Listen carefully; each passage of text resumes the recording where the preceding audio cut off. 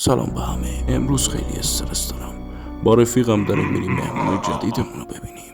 اسلندرمن بالاخره قبول کرد بیاد داخل بکروم کار کنه و من از دیدنش واقعا خوشحالم. سلام آقای اسلندرمن، حرفی داریم برای بیننده‌های کانال بزنیم؟ صبر کن وگرنه میمیری. اصلا من باهاش هماهنگ نکرده بودم این حرفو بزنه. ما از طرفدارای پرف و قرصتونیم آقای اسلندرمن.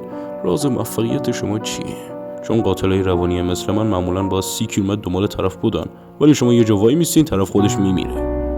ببخشید آقای اسلندرمن، میشه اینو برام امضا کنید؟ من طرفدار پرف و قرصتونم. بله حتما. اینم از طرف من. بذارش کنار اتاق خوابت. و در جواب حرف تو پسر جون، راز کار اینه که با ظاهرت کارو پیش ببری. من از لحاظ فنی کار خاصی انجام نمیدم، فقط کافیه چند لحظه بهم نگاه کنن تا اتفاقی بدی براشون بیفته.